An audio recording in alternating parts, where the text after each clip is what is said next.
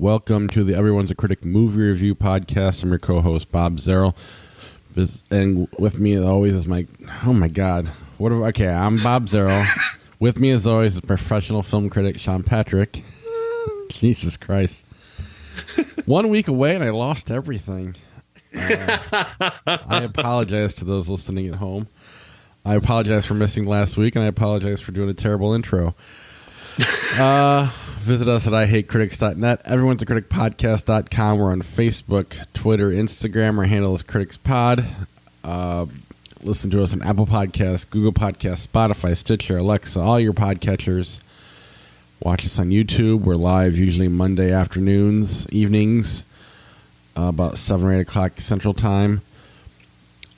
If you rate and review our show on Apple Podcasts, we'll read your review on the air, and the next person to do so will receive a copy of I Spit on Your Grave, the 40th anniversary Blu-ray 4K anniversary edition. It's a $70 value, I believe. So it's a very nice package. You can listen to us discuss it at patreon.com/criticspod. It's also the best way to help support the podcast. You can also listen to our music reviews of bands like Nirvana, the Beatles, and Metallica. For all that information, head back over to our social media that I mentioned earlier. CriticsPod is our handle. And then TeePublic, if you want some of our merch, head over to teepublic.com and search CriticsPod, or go to ihatecritics.net and click on the TeePublic link. All right. Got that out of my system. I apologize. That was awful. But sometimes No, you did great. You recovered very well. I just sort of let you hang there. I could have saved you, and I didn't. Probably made for a better show that you didn't. Probably more interesting than my boring, the same thing every week. I decided I wanted to look at the camera, and I'm like, I'm going to make eye contact today, and then I just got lost. That's what you get for eye contact. Yeah. But I mean, the week we missed was kind of a dead week anyway, so we're going to bring the highlights from that week to this episode, but the main thing regarding this week's episode is obviously the Batman. Yes, the Batman, starring Robert Pattinson as both Bruce Wayne and Batman in a movie directed by Matt Reeves, who is becoming one of the most reliable blockbuster directors there is. He did the Planet of the Apes movies, the most recent ones, and was fantastic there. And he just keeps getting better at his gig. He's just phenomenal at telling these types of stories, big epic stories with big epic storylines. And here he's telling he's using Batman to tell a really cool murder mystery story that starts at the very top of the power levels of Gotham City, and even as it has sort of just a very almost benign setting, just corruption would be basically where we're starting from. But it's really cool. Robert Pattinson is fantastic as Batman, and the introduction of him in the early scenes, this tremendous voiceover that they used at the very beginning and the very end, is just really smartly placed and well used. But the best part of this movie for me was Paul Dano, who takes control of this movie early on and really just dominates the proceedings in many ways. Just when he's not on screen, you're thinking about where he is. He's the Poochie of this movie. The Riddler is just such a great character in his hands, and he's taken this character that has been, sort of. Frank Gorshin and Jim Carrey kind of made the character their own in their own way, very outsized, very different. And he takes and turns the Riddler into this very dangerous character who is psychotic, but psychotic with a purpose. And everything that he does and everything that Batman does all makes perfect sense. There's a logical puzzle being built throughout this entire movie that really adds up to something that really advances the character of Batman throughout. And it's just so clever. I liked the way that they portrayed Bruce Wayne in this movie as just a guy who doesn't go out much. He doesn't like being known in public. This is not the Bruce Wayne that Christian Bale played. This guy's haunted by the deaths of his parents to the point where he doesn't want to be involved in anything. He just wants to be out of the limelight. but he does want to do his part, and that's where Batman comes in. And I loved that. Then Andy Serkis brings a whole new energy to Alfred. Like they've revamped that character, and Serkis has a whole new way of playing him, but also a different way that he and Bruce Wayne exist together. So that's really great. And then the Catwoman dynamic is new and fresh and different, thanks to Zoe Kravitz. Is very, very sexy, very, very, just capable. I love everything about this movie. Colin Farrell is completely unrecognizable playing the role of the Penguin. You don't even know that's Colin Farrell for the most part, which kind of makes you wonder why they even bother hiring him. But nevertheless, but then there's John Turturro, who takes a character that was rather just maybe one of the weaker aspects of the Nolan Batman movies. Played, I think it was Tom Wilkinson played him, and nothing against Tom Wilkinson, just the character was more functional in that movie. Whereas here, he has something to do. Really, really, he's really deeply involved. And Turturro gives the character a whole new life and energy here. But I love the fact that also the way that DC is playing Batman is that you can have.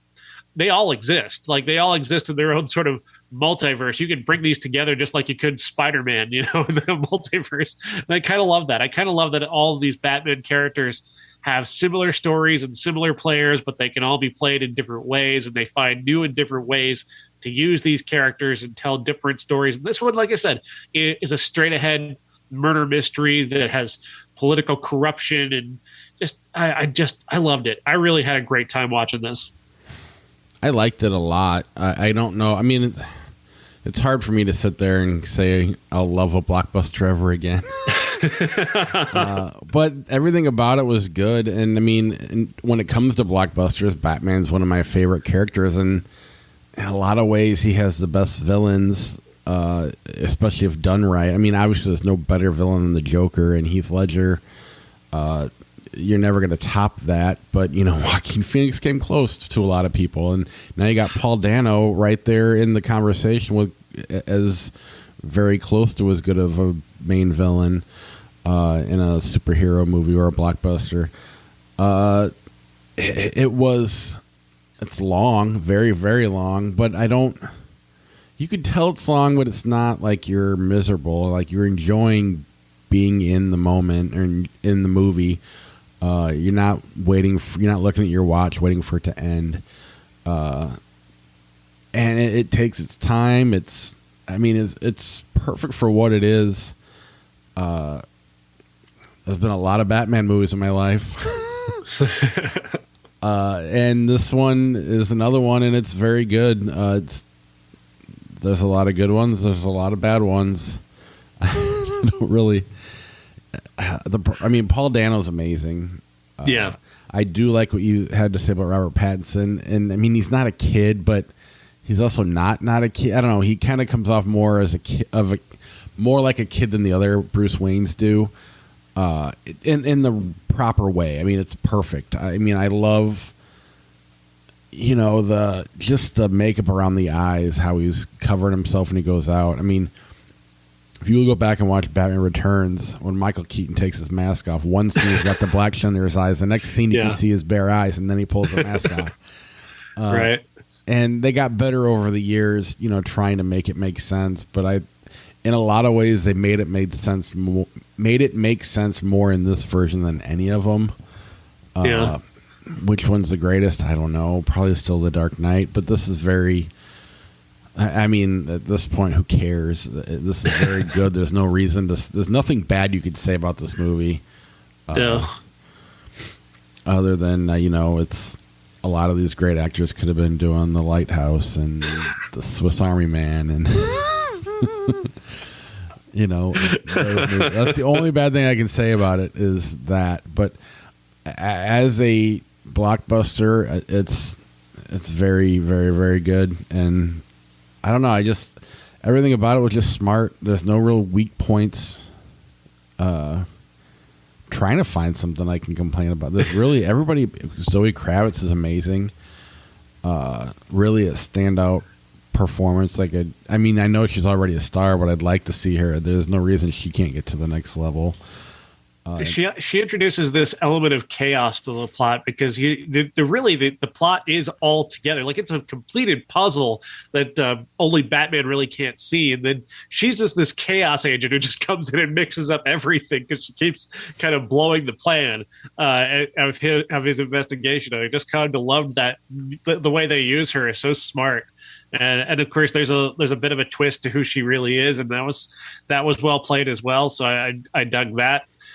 Jeffrey Wright is great, bringing a whole other energy to the Jim Gordon character, and I loved the way they started. They're not going to have us, go through Jim Gordon having to meet Batman. Like, we're 2 years into him being Batman when we join this story, and Jim Gordon's already knows who he is. They've already got the bat signal, and when this big thing happens at the very start of the movie, he brings Batman into the room to get the story started. No waiting around, none of that. You do get one brief moment where there's somebody who goes, "Why is he here? He's a vigilante." We get that for a moment, but that doesn't overstay its welcome, thankfully. And we get back to business. We get on to business. This movie just doesn't screw around, and I really appreciated that. Yeah, and when they do that, I mean, those guys are essentially bad guys that are doing it, so it makes more sense than in some of the previous movies. In a lot of ways, if they wanted, we just talked about a couple weeks ago the Texas Chainsaw Massacre and how that was a direct sequel to the original. This could have been a direct sequel to the Bruce Wayne, the Michael Keaton version, if you really wanted it to be. You would have had to change the Batman character around a little bit, but otherwise, this would have been a way better Batman Returns. But I'm glad they didn't try it. It made its own thing in its own little world, and I appreciated that about this. And horror movies should take advantage of that and just tell your own version. These multiverse, you don't have to make it a multiverse, but allowing go ahead. Comic books have been doing this for years, right, where there can be 15 different versions of Batman. And nobody says anything because nobody cares about who the actor playing a guy in a comic book is. There's no actor playing somebody in a comic book. They might, want the same artist or something, but the art style to be the same in particular books. But they have there's young Batman, there's old man, there's future Batman, there's the Batman who, is near death. Like there it is training the next Batman. Like there's so many different ways that comic books do Batman, and it's kind of cool to see movies beginning to sort of embrace that. Obviously, I don't think DC is probably going to make another Batman movie that isn't Robert Pattinson right away, but I would think it would be cool if they did. I would love to see them bring back Affleck and have him do his own Batman movie. I think we can all finally start to embrace the idea that it doesn't have to be the same Batman all the time. Right. And that, them totally messing up Justice League with whatever they did, allowed me to get there better. The Marvel, by them not messing it up, made it hard for me to want to accept that. But I think I'm there. I don't think you could bring the Joker into this world, and it doesn't look like they're going to, based on no, they got their own Joker here. So yeah, I love that. And I love who they chose to play him. I mean, Barry Keoghan is one of my favorite actors at the moment. He's one of the most unique and unpredictable actors in the world, and him playing Joker, I am all in. I want that so bad. They didn't promise a sequel either in this movie, which is nice. They kind of gave you an idea there could be one, but they didn't promise it. Well, they took their time with making this movie too. But the other thing is, and the other Batmans have had this, but not like this, where you've got the Penguin, you've got Catwoman, you got the Riddler. I mean, even the Joker makes an appearance. You got the Marconi, and then what's the one, Falcone? Is that the other mob guy? You got all these villains. Oh, Maroni and Falcone, yeah. You got all of them that Maroni you don't really see, you just hear about. But they all kind of exist already in this world, and that alone is pretty cool. And, it would be neat to see, I remember watching the cartoon when I was younger, and how they would break out of jail, and they'd work together. And even Batman 66, nobody's really brought that idea fully to a motion picture version of Batman. And I'd be interested in seeing where they go with it. But if they don't go either, I'm perfectly okay. This is a standalone, really good movie.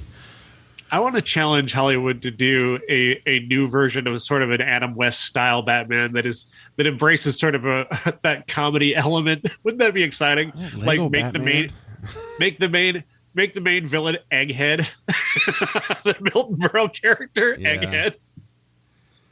I would go for it. So somebody in Hollywood do that. Write that script. Get on that. I want to see that movie. Yeah, I mean, it's going to be hard to. I mean, because the Lego Batman works so well. Yeah. It's so much easier to do as a cartoon. Even the pet superhero movie they're doing, I don't know how good that looks, but that's another attempt at doing something different.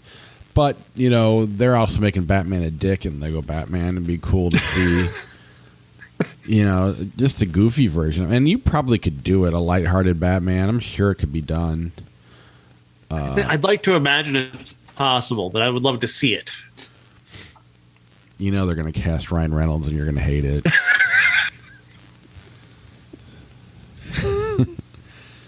Maybe they'll get Ryan Gosling or something. I don't know. I like that idea. Anything else on the Batman? Did you stick around for the after credit screenshot? I did not. I didn't either. I just read about it, and I guess it's just a question mark with that website they go to in the middle of the movie. Yeah. And I think people were trying to log into that. I don't really know what that means. I think, and it would say goodbye question mark. Like, are they doing a sequel or not? Yeah. Which I think is a cool little thing, but also not worth the end of the credits for. Because it's already long. But, I mean, my son liked it. He was very excited with all the different bad guys in the same movie. I will say the one thing I thought was a little on the lazy side was the use of the Nirvana song. I think it fit, but it was almost too perfect. And it's like, I don't know. I loved the score. The score was phenomenal. Right. Michael Giacchino did that, and just the especially during the big chase scene with Batman and Penguin, that was phenomenal. But yeah, that they're playing that Nirvana song, and then like 5 minutes it's after they're playing it, my son just starts singing Black Hole Sun. I'm like, it's not that one. Like, and at one, we're in the theater, so shut up. 2, you got the wrong song. 3, I was like, wow, they do kind of sound alike. I never really noticed that till now. So I guess that's the closest thing to a critique I have, is that it's almost too perfect for me. But otherwise, everything about it, just really, really well done. Anything else before we move on? No, it's really, really good. It doesn't feel like 3 hours. Everybody should go see it. How did it do? Did really well. Took it over 120 some odd million at the box office. I think it's probably behind Spider-Man still, but did really well. I think the only reason it's probably behind Spider-Man is because it's 3 hours long. Well, the gimmick behind Spider-Man as well probably helped out. I mean, if you had Ben Affleck and Michael Keaton coming back for this, everybody there'd have been $1 billion opening weekend, even at 3 hours. All right, let's move on to Asking for It. Asking for It stars Kiersey Clemens as a young girl who is living in a small town, works as a waitress. She meets up with an old high school friend who talks her into going to a party with him. He ends up raping her, and she kind of goes into a tailspin until she meets up with a character played by Alexandra Shipp, who takes her under her wing and takes her to this place where a lot of women get together for kind of a safe space to be away from men and feel safe, but also be able to party and get down and have a good time.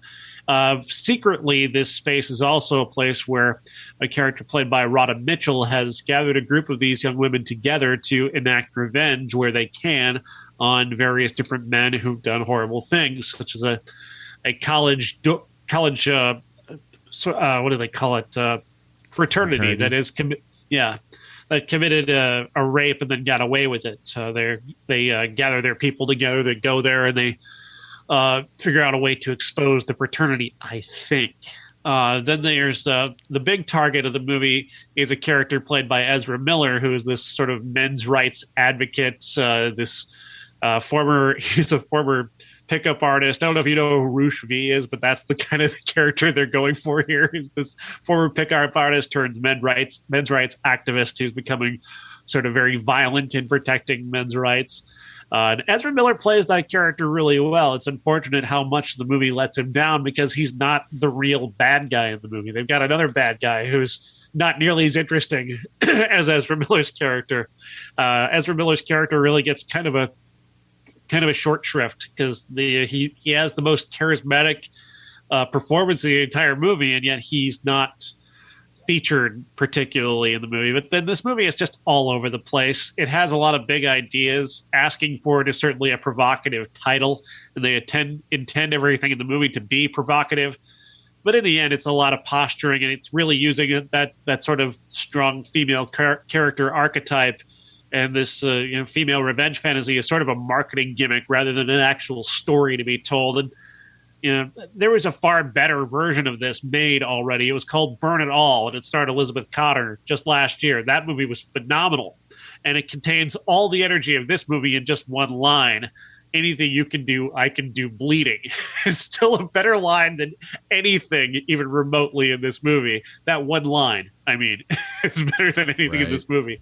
It's a shame. There was potential here, but realistically, they made this movie just as a marketing gimmick and didn't really actually care about making a statement of any kind in terms of being a feminist movie or a feminist action movie or of any sort. That's a shame. Whenever you can see the marketing department there helping you make your movie, that's the way it feels. Well. Yeah, it feels like somebody gave notes. Yeah, that's just disappointing. Dear Mr. Brody. Dear Mr. Brody is fascinating. Have you ever heard the name Michael Brody before? No. In 1970, he inherited a fortune from his family, a margarine company that no longer exists, left him with this multi-million-dollar fortune. And at the time, he was 24 years old. He was a hippie. He'd just gotten married to a girl he just met. He's flying back in a jet that he just on a commercial airline, but he bought every seat in it because he just wanted it for him and his wife. So he's throwing his money around everywhere. But then when he arrives back in New York, he calls a press conference because if you're a millionaire, you can do that. And he gets at least one reporter to show up, and he tells the reporter, "I'm giving away my fortune. Here's my phone number. Here's my address. Tell the world I'm giving all my money away to whoever needs it." This reporter takes that story, writes it up. Then Walter Cronkite hears about it and gets Michael Brody on his show, and Michael Brody repeats it. He says, "Yes, I'm giving away my fortune. This is my address. This is my phone number. Get in touch with me, and I will send you money." And from there, within 4 days, he's inundated with phone calls, with people showing up at his house, with letters pouring in from every corner of the country, to the point where he immediately starts to lose it because he can't sleep, because it's 24 hours a day of his phone never stopping, of people outside of his house, of these letters showing up, of people calling in saying, "Hey, we've got more letters for you. Get them out of here. Do something with them." The story here picks up then today where a film producer by the name of Edward Pressman, is a relatively famous movie producer. He'd intended to one day make a movie about Michael Brody, and he never did. And it turns out that in the process of acquiring the life rights and writing the script, he had taken it a bunch of these letters that had been written to Michael Brody, because in the end, thousands upon thousands of these letters were never opened. They arrived, they were put in storage, and just never opened. He gave a bunch of them to Edward Pressman, who saved them in a storage locker, and his assistant happens to be a producer on this movie. And so she took the letters and she began opening them up and reading them.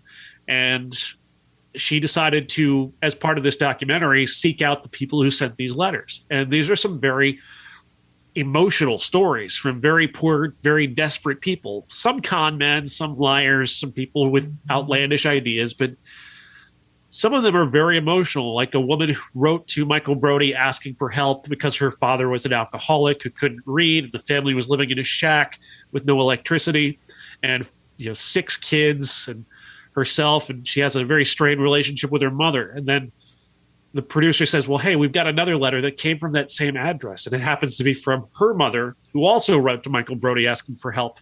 And it's this very emotional story that happens several times, and that becomes really the focus of the movie, as opposed to Michael Brody, who there's still a lot of questions about Michael Brody. Was he for real? Did he even have a fortune? Was he just really high? Did he was on LSD the entire when he made this big pronouncement? So it's hard to know whether or not he was for real or not. And I think the fortune existed. I don't know. But there's still so many letters, to the point where they actually started a foundation so that they could open these letters and return them to the people who wrote them. That's a whole other movie. This is an incredible documentary, and I do recommend it for everyone. It sounds very interesting.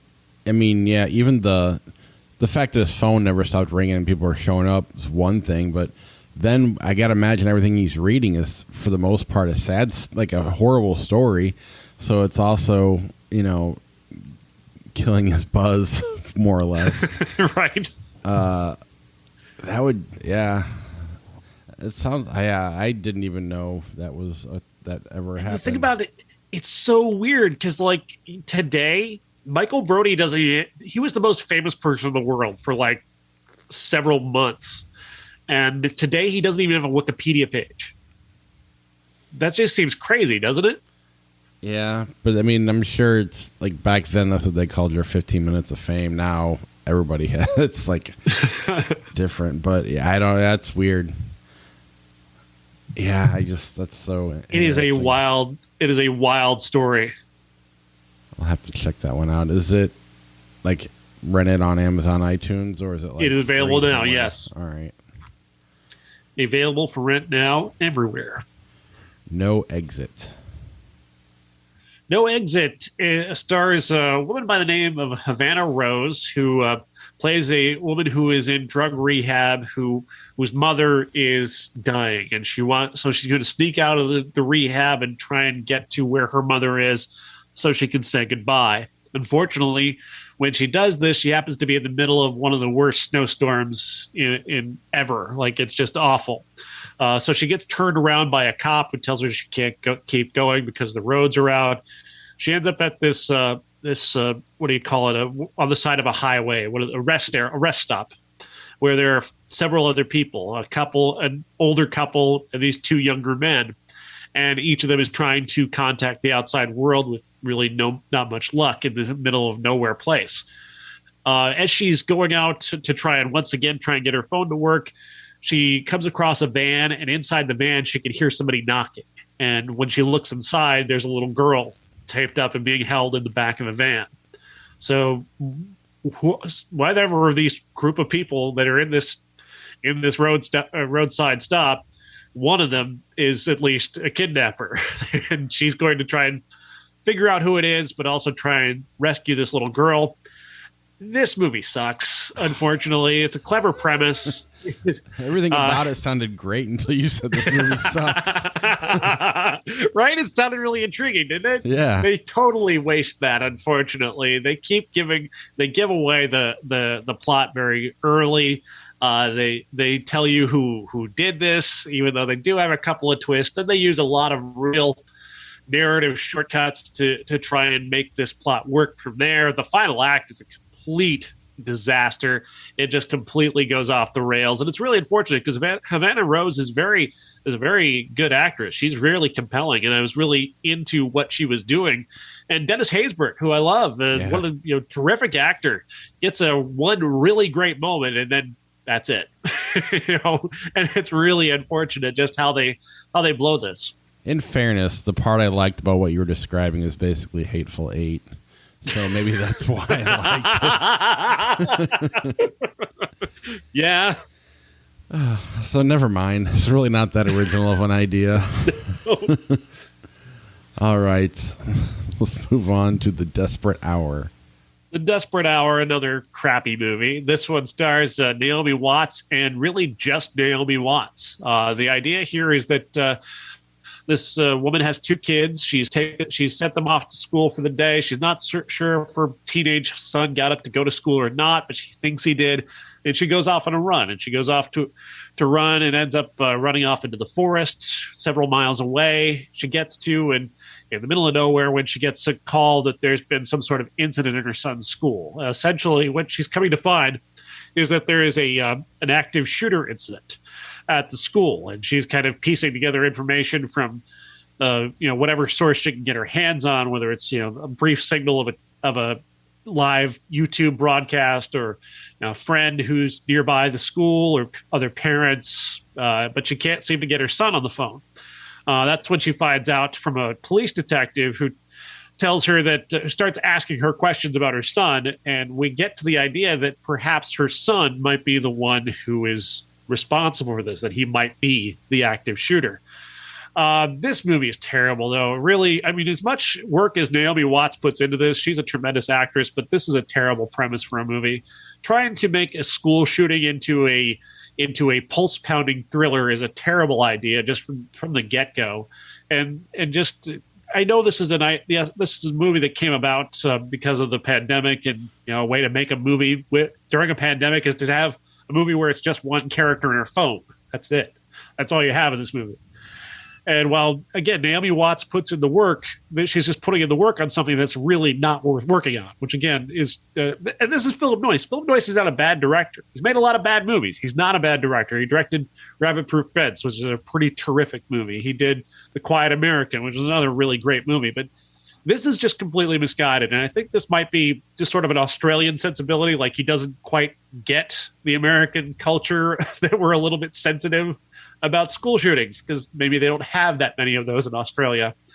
And so his sort of, I don't want to, just he doesn't connect with us emotionally, and he doesn't connect with this story emotionally. And so thus he treats it like an average movie thriller. And that's really just not the way to treat a drama about a school shooting. So it's not simply that it's in poor taste. It's there's more to the problem than just the fact that it's in poor taste. Or yeah, okay. It's not like it's poorly made or anything. It's just the idea of it is so wrong that it can't seem to overcome just how wrong it is. Yeah, I mean, the idea of her going for a run. Like you're going to exercise and now you can't get a hold of anybody seems kind of weird. Hard to buy into that part of it. I mean, unless she was running away from something. Anyway, it doesn't matter. I do think it's an interesting to look at the perspective of a parent who has to deal with that, but not make it necessarily an action thriller. Right. So, yeah. All right, let's move on to a movie I thought for sure you were going to hate, and then I read your review. Studio 666, the Foo Fighters horror movie. Studio 666 stars the Foo Fighters, the whole band, in a horror comedy directed by B.J. McDonnell.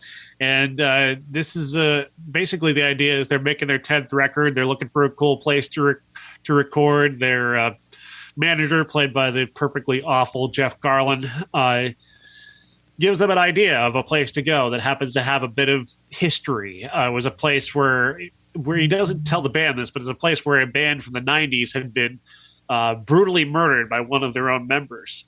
They get there, and of course, it's kind of got an evil energy, and Dave is really into the evil energy, and the rest of the band is kind of whatever.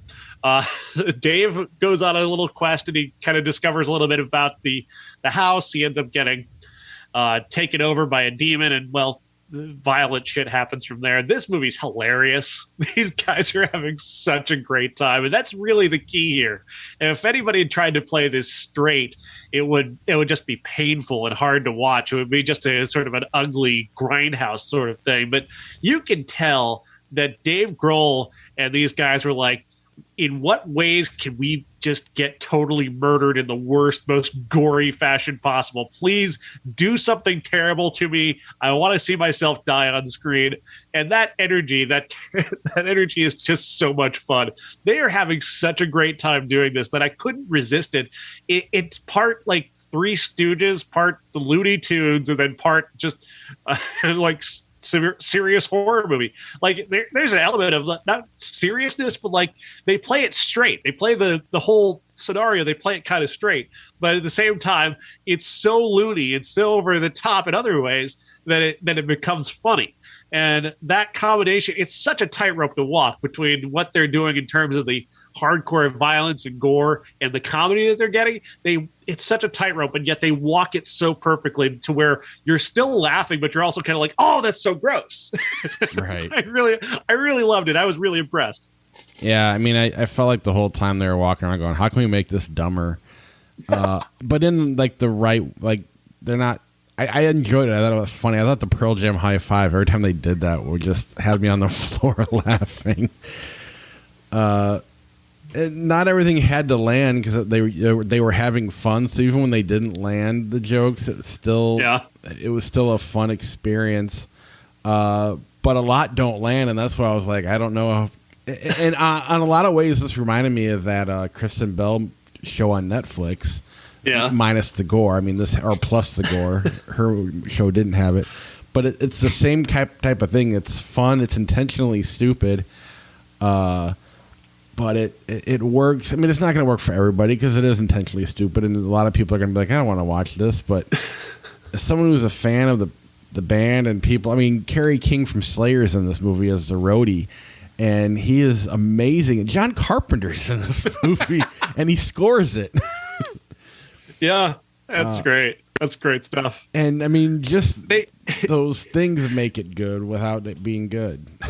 They loved doing this so much. They made an entire record as that 90s band that is murdered at the very start of the movie, whose music you don't even really hear all that much. Right. And like, good for you for being so committed to this. And I love this song that they're playing. Like, it has no lyrics, but it's like it's the greatest riff of all time. I just loved that. It was such it was very, very Tenacious D energy in that, which that really hit home with me. Oh yeah, I would listen to that song for real. I mean, it was 40 minutes long with no ending. There's one point where Dave Grohl is levitating. It was like, that was when I got it. Like when I saw him levitate and they're just kind of they're doing a kind of a Three Stooges background gag. I was like, yes, okay, this is my movie. And they all get to have their own little Scooby-Doo moment or whatever. And it's, I mean, even the supporting characters were good. Whitney Cummings was having a lot of fun. Oh my God, Jackal. The use of by Jackal is so great.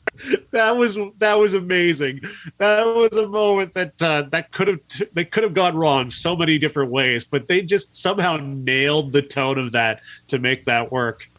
Well, and I saw an interview with Dave Grohl, and it was that hot sauce show where he's eating chicken wings, and it gets hotter and hotter every episode.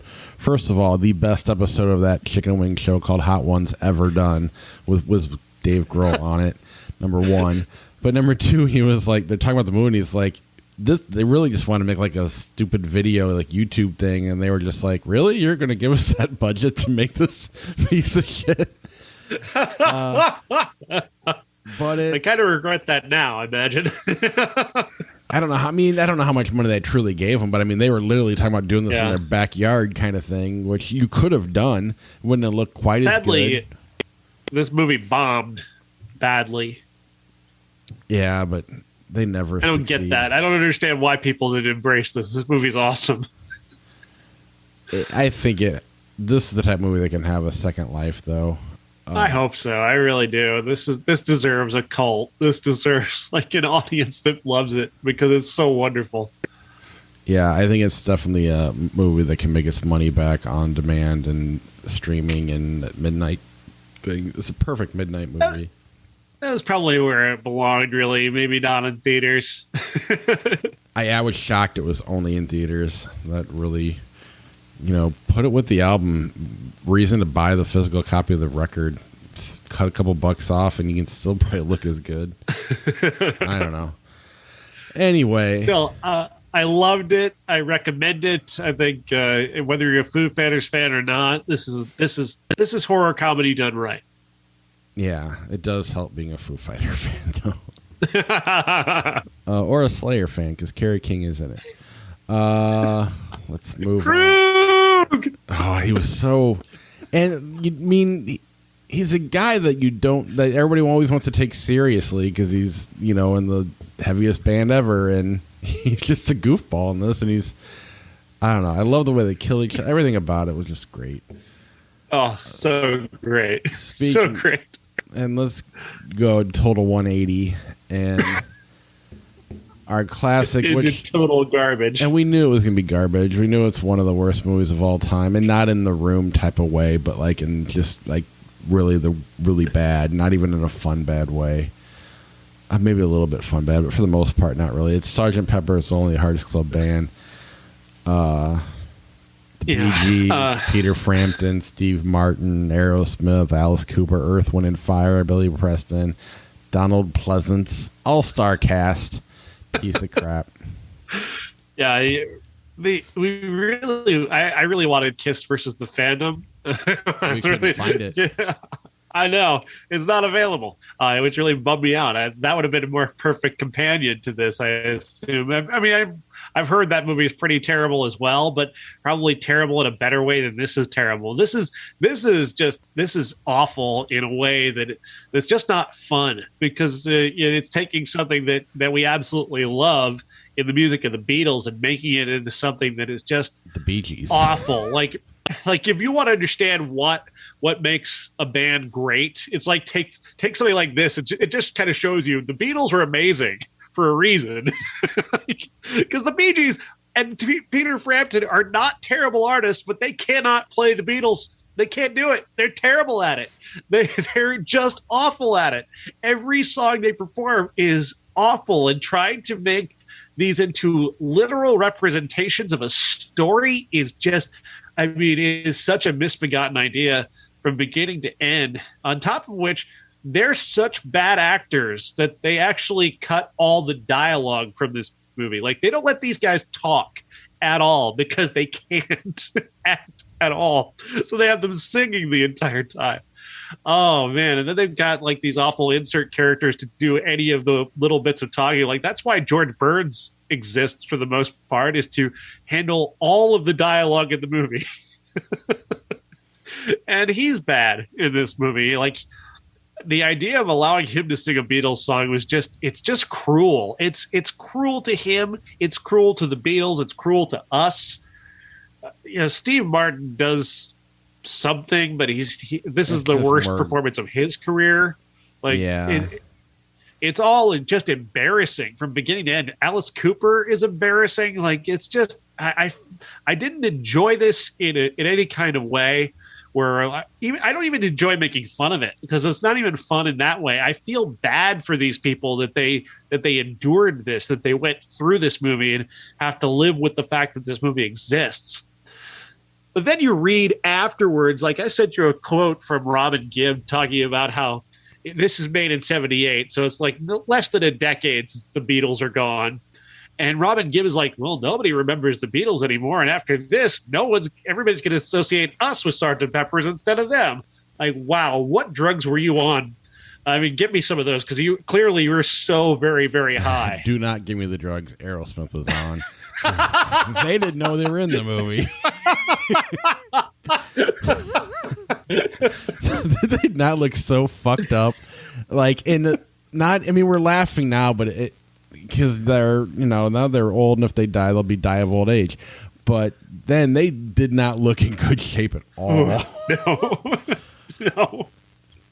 They also didn't know they were the villains. Is that right? There was like, I think at one point they want, like, Barry Gibb was supposed to kill Steven Tyler, and he was like, well, he can't do it. And I don't even remember who killed him. Peter Frampton, maybe. No, he died accidentally from whatever Strawberry did. Oh yeah, didn't he knock her off with him or something like that? And they both died. But it was just kind of stupid shit like that. I mean, that said, the only two good things I can say about it is, and I think their version of Come Together is fantastic. I think the Earth, Wind and Fire song was good. Other than that, I didn't really like anything about it. Even Billy Preston, who was like the fifth Beatle for a time, comes off badly in this movie. Right. Yeah, it's really just, I don't know how you do this without the Beatles. It would have been cool to have them make a movie about that era of the band because they did such a great job with their early stuff. Yeah, you could. I don't really know. It would have to be. I don't know. This was just stupid. There's really just such a bad idea. Just such a bad idea. At a certain point, you feel like you feel like they know it's a bad idea. Like you get the sense that each of them, as they're trying to sing these and perform these Beatles songs, like, yeah, no, this isn't working, is it? We shouldn't be doing this. Like I think that's Peter Frampton's entire performance. Honestly, is like we shouldn't be doing this. Right. Well, I don't know though, because it's like there definitely was a lot of ego in this movie, and a lot of cocaine. Oh, there was that too. So much cocaine, and and just the era that they did it in doesn't make sense. You're really getting heavy into the disco era, and the Beatles don't belong there, and it's just so bad. I'm surprised. Maybe, Kiss buried their movie because they know it's bad. I don't know what you can do about this with so many different people in it. They probably don't have control over it. So, let's watch this movie and, a Beatles movie with all these bands in it. This must be amazing. It sounds great. Steve Martin, he's revered. No one says bad things about Steve Martin anymore. Even the Bee Gees did kind of come back eventually to being a band that people respected. But oof. That's all you can say watching this is so I feel bad for these people. I do and I don't. They all made it out. Yeah, they're all doing just fine other than George Burns. And a lot of the Bee Gees. Long dead. Yeah. All right. That is. Unfortunately, this is the reason why he went to hell. But that's.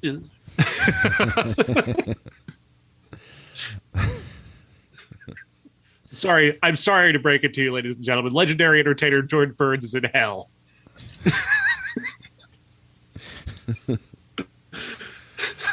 Along with two of the Bee Gees. There's the title of the podcast. Right. Yeah, let's forget about the Batman and SEO. Let's go with pure comedy. We do that too much here. In 1992, I didn't watch any of them, but we have A Woman Scorned, the Betty Broderick story, Blame It on the Bellboy, Gladiator, 92, The Gladiator, The Lawnmower Man, Meatballs 4, Once Upon a Crime. I know I've seen Meatballs 4 and The Lawnmower Man, but it's been a long time.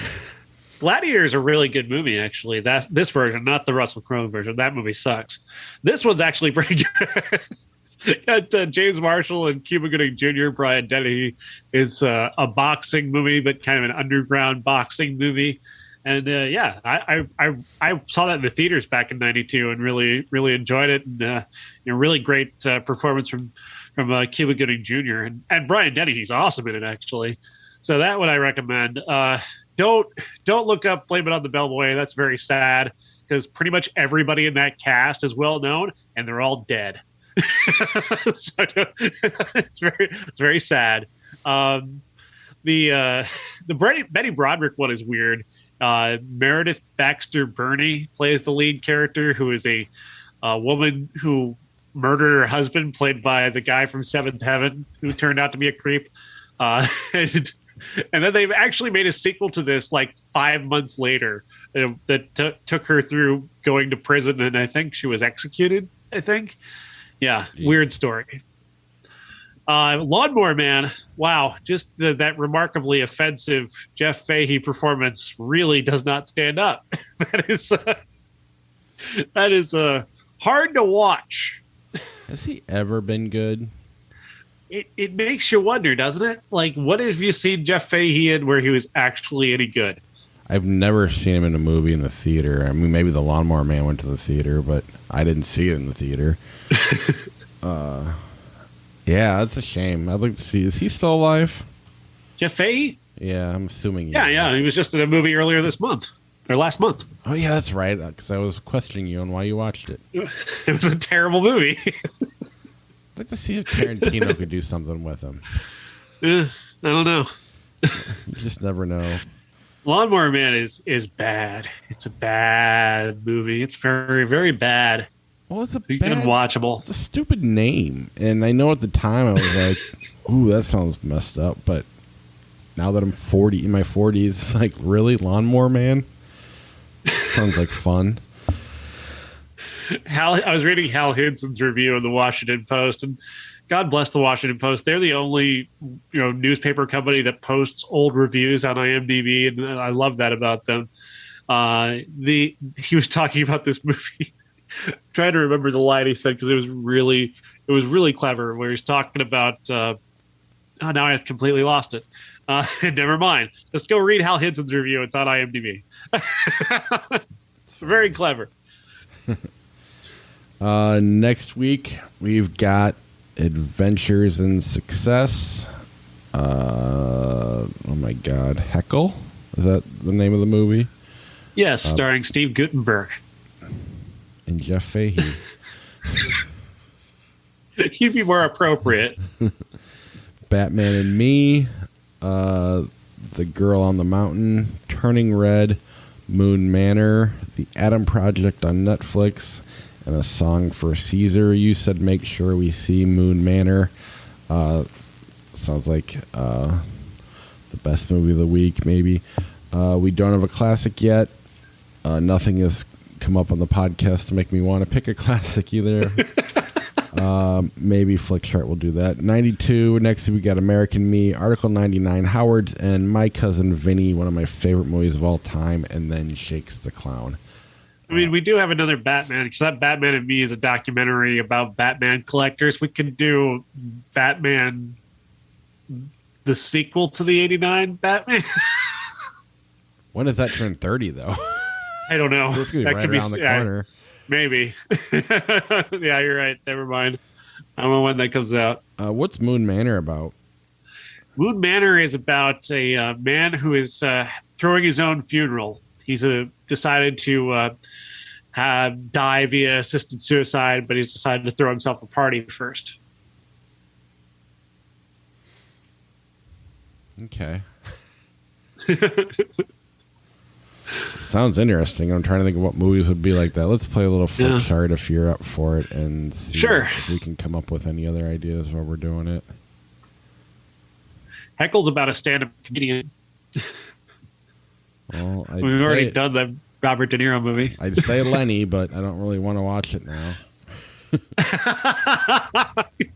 God, oh no, not Dustin Hoffman. No. Whale Rider, When Harry Met Sally. Whale Rider is really good, but When Harry Met Sally is kind of iconic, so I got to go there. I agree.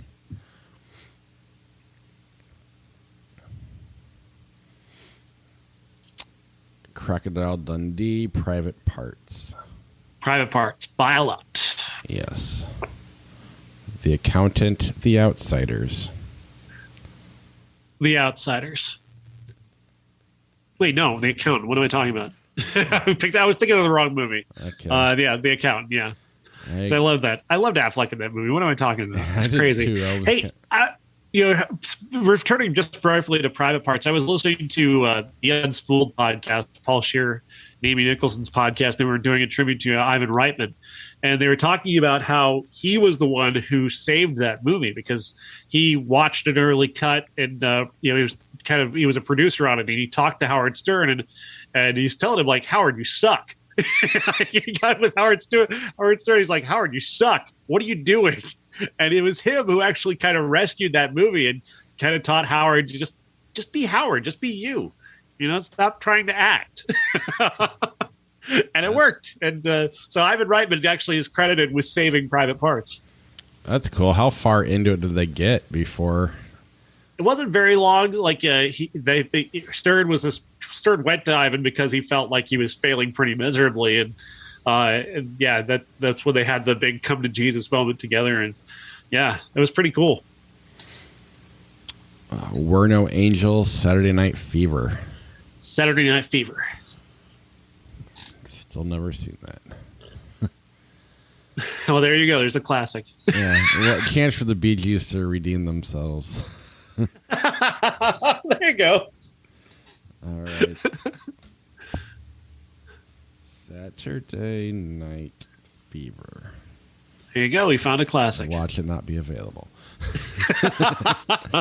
The Professional, 2 weeks notice. The Professional. Speaking of movies not being available, sorry I'm going off on tangents, but there's a great article today. I think it's in The Guardian about there's this large number of movies that are not available, like they've just been not made available mostly due to rights issues or just companies like Carolco that went out of business that the movies they had that were unable to sell, or movies like Looking for Mr. Goodbar, which is a legendary movie with Diane Keaton that has been tied up in rights issues for years because of the music. There's a group now coming together that is trying to rescue those movies so they can find a way to get them out of their various forms of development hell, if you will, and actually put them back out to the world to be able to see. And I hope they really do succeed. The one they're really working hard on is The Heartbreak Kid, which is a legendary Elaine May movie with Charles Grodin that hasn't been available for years, despite being one of an all-time classic that's actually celebrating its 50th anniversary this year. Wow! So check that out. It's in The Guardian. Check that out today. It's also on my Twitter feed if you want to see it there. Is it new movies, like newer movies, or is it just old classics? It's movies from all the way back to the 70s through maybe the 80s and 90s, like movies that just sort of slipped out of distribution. I mean, I know, and are not available to stream.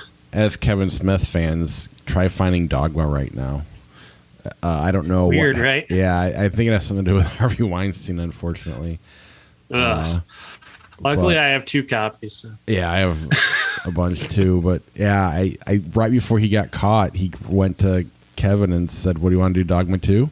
And he started trying to develop it, and then obviously shortly thereafter. Everybody knew for sure he was a monster at that point. Yeah. Speaking of, not to get off another tangent, Mark Maron's episode with Mira Sorvino is fantastic. I thought you were going to bring up another Maron interview. I listened to that one too with Sam Elliott. The sound bites do not match the context of what happened there.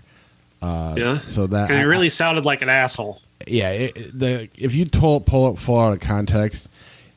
He read a review of it, what is it called?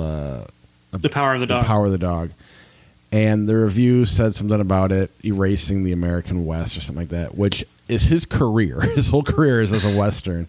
And he was talking about how he felt it bothered him that, they were basically throwing away everything he had done. In the context, all throughout the whole movie is a very, very liberal movie. He's a very liberal man. It was just the context of that was very unfair. I thought I disagree with him completely, but I definitely think the criticism was unfair if you listen to it in context. It's sure, but I mean, just when you hear just the quotes where he's saying, "What does that woman know about about the American West?" That's pretty fucked up. I mean, has he not heard? I mean, here's a guy who's lived in the Western for a while. Has he not heard of Sergio Leone? Because he made those movies in Italy. That's why they're called spaghetti westerns. People from other countries can make movies about the West very easily. He does shit on Clint Eastwood a little bit, and a lot of his complaints with the movie. And I disagree with him. But it's more of like the West is all about the family, and this is all about men. It's not about men; it's about the family. And again, the context of it was totally bullshit, and that's the problem with today's media is that you can totally tear someone apart out of context. It doesn't make sense. Yeah. It You was should actually probably watch the movie before talking about it. Maybe might be a good idea. he did. Because it didn't sound like he'd see it. He did. Oh yeah, 'Cause it didn't sound like it. Oh, they spend more time on it, and he definitely watched it. But he was lost. He wasn't watching the movie. He was the idea of the movie. And Marin kind of would go back and forth because, well, that's not the point of it. He goes, I know, and he goes, I feel like I'm being erased, and I took it personal. And that all of it, again, all the context was removed, and it was kind of a bullshit media post. But that's what happens.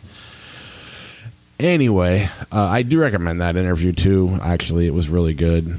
The Sam Elliott one. A Serious Man or Planet Terror? Serious Man. Yeah, and I also read another thing where I think it was Tarantino saying his worst movie ever did was Death Proof. And then somebody goes, yeah, Planet Terror was way better. I thought you would enjoy that. Nah.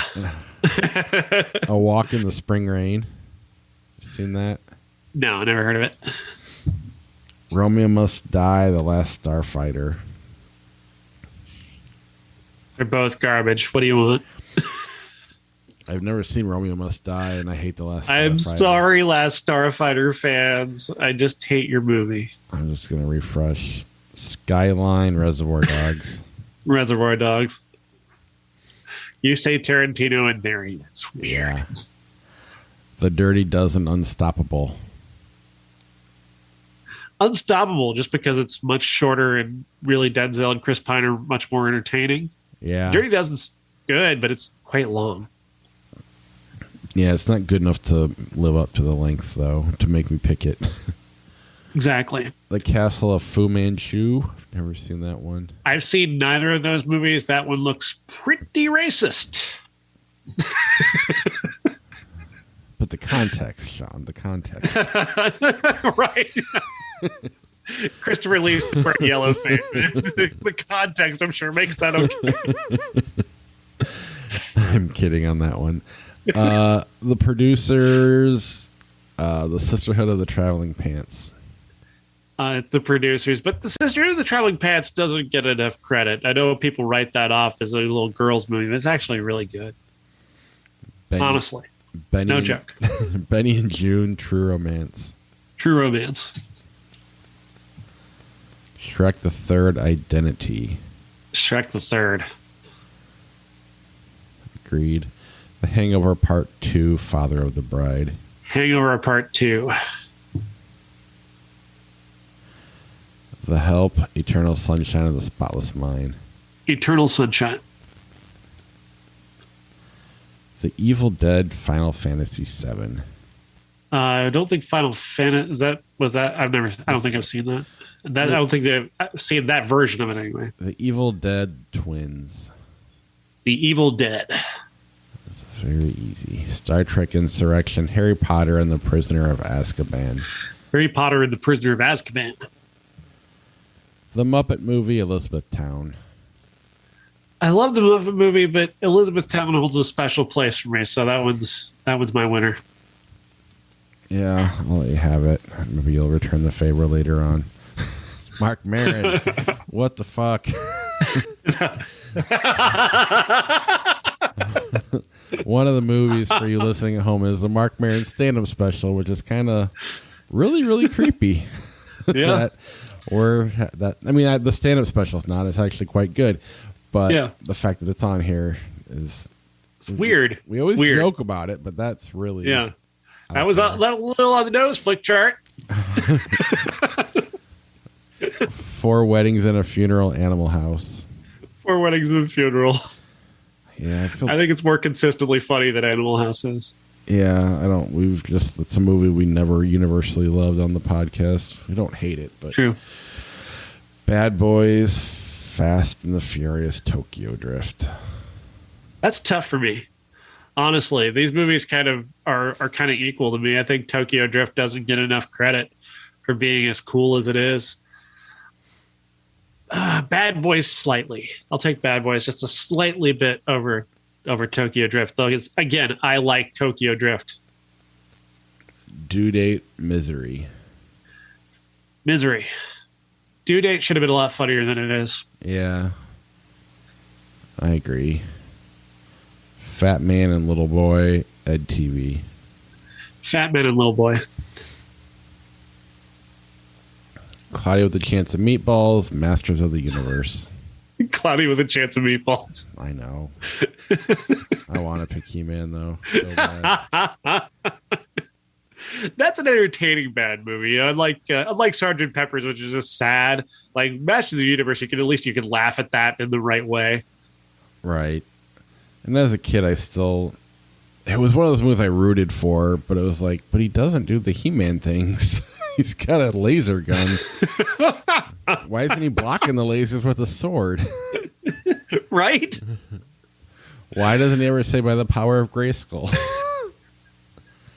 Take all the fun out of it. Yeah, no kidding. Revolutionary Road, The Man with the Golden Gun. Revolutionary Road. As disappointing as that is, I'd rather watch that instead of a Bond movie.